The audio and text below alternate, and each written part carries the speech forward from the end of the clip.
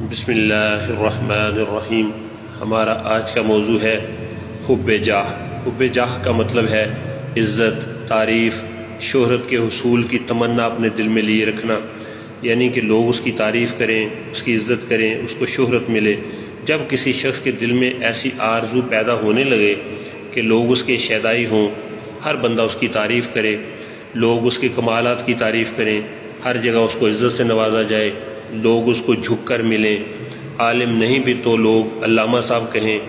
ملک و قوم کی کوئی خدمت نہیں پھر بھی مامار کہا جائے، تو اگر ایسی چیز ہے، اگر اس کے دل میں ایسے خیالات آ چکے ہیں تو پھر سمجھ لیں کہ وہ اس بیماری کا شکار ہو چکا ہے۔ اب اس کو کیا کرنا چاہیے؟ وہ قرآن پاک کی اس آیت پہ غور کرے۔ سورہ آل عمران کی اس آیت میں اللہ تعالیٰ کا ارشاد ہوا، لا تحسبن الذين يفرحون بما أتوا ويحبون أن يحمدوا بما لم يفعلوا فلا تحسبنهم بمفازة من العذاب ولهم عذاب عليم۔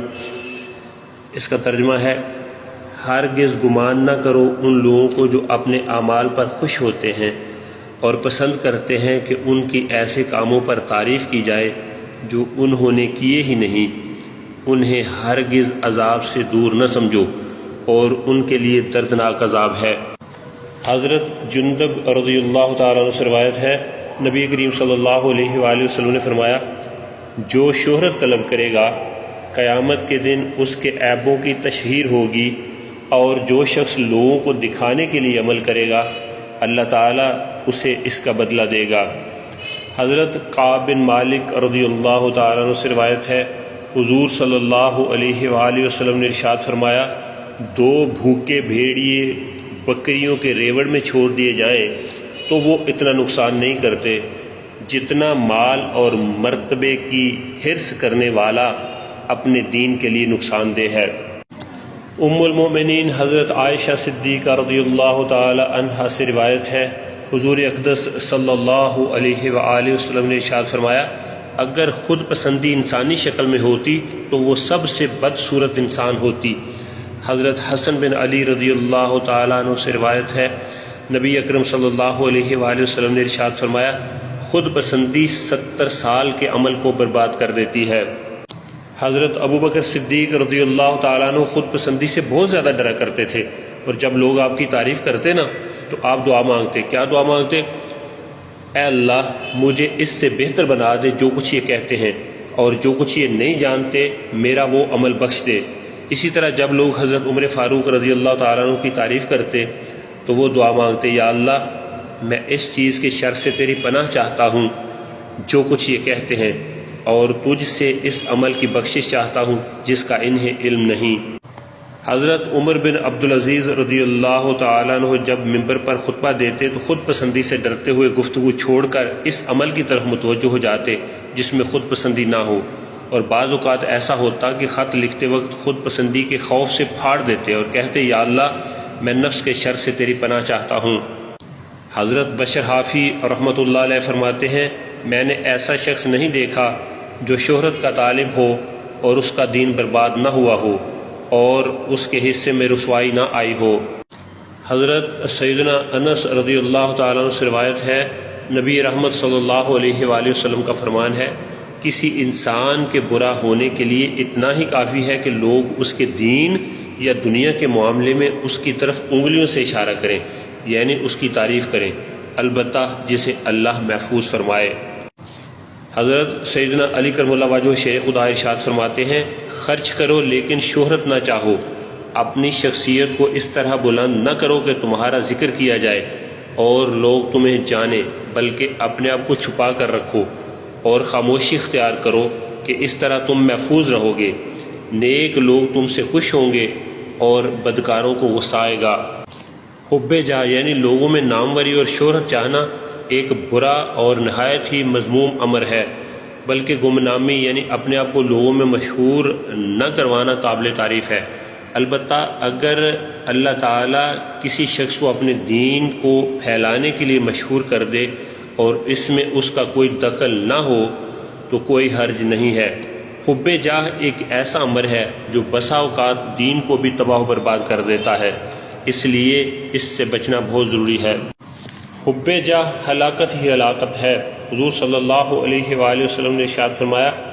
اللہ کی طاعت یعنی عبادت کو بندوں کی طرف سے کی جانے والی تعریف کی محبت سے ملانے سے بچتے رہو، کہیں تمہارے اعمال برباد نہ ہو جائیں۔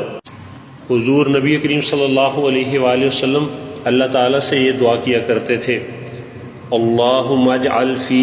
عینی صغیرا وفی اعین الناس کبیرا،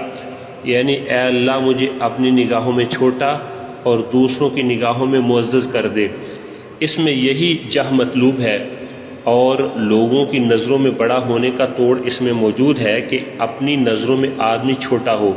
لہٰذا اتنی طلب جاہ میں بھی مذائقہ نہیں۔ اس لیے قاعدہ یہ ہوا کہ خود سے جو جاہ حاصل ہو اور عمل شریعت کے مطابق ہو، یہ تو خدا کی طرف سے انعام ہے۔ حضور نبی کریم صلی اللہ علیہ وآلہ وسلم اللہ سے یوں دعا کیا کرتے تھے، اللہم اجعل فی عینی صغیرا وفی اعین الناس کبیرا،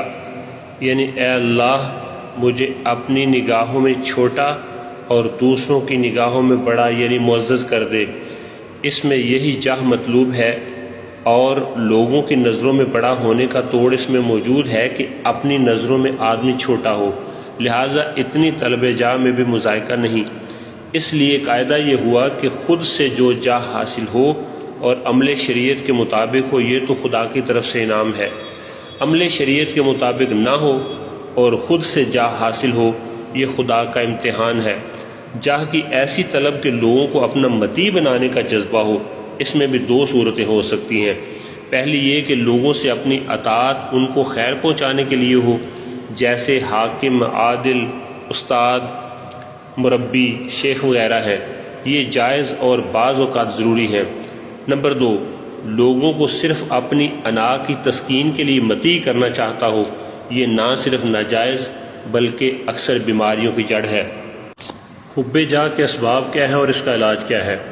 حب جاہ کا پہلا سبب دوسروں کے تعریفی کلمات کی وجہ سے خود کو با کمال سمجھنا ہے۔ اس کا علاج یہ ہے، بندہ اس بات پر غور کرے کہ یہ تعریفی کلمات کسی دنیاوی عہدے،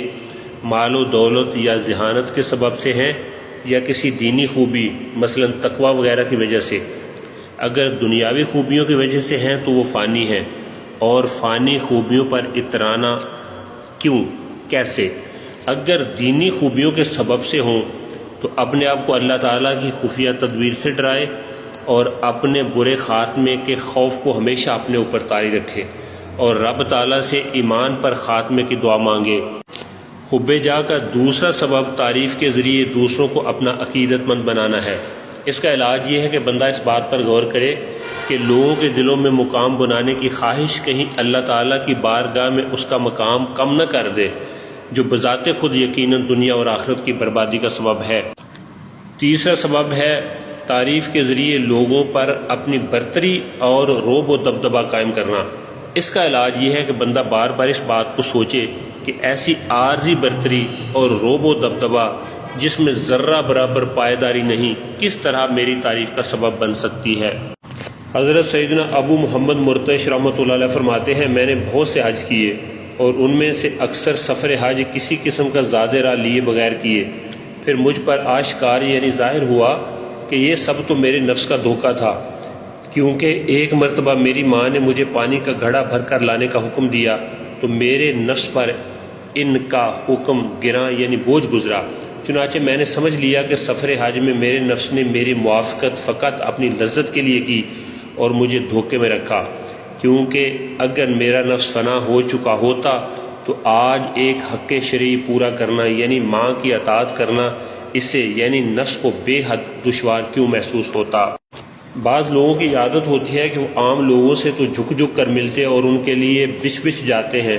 مگر والدین، بہن بھائیوں اور بال بچوں کے ساتھ ان کا رویہ جارحانہ، غیر اخلاقی اور بسا اوقات سخت دل آزار ہوتا ہے۔ کیوں؟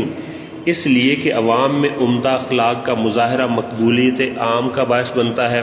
جبکہ گھر میں حسن سلوک کرنے سے عزت و شہرت ملنے کی کوئی خاص امید نہیں ہوتی۔ اس لیے یہ لوگ عوام میں خوب میٹھے میٹھے بنے رہتے ہیں،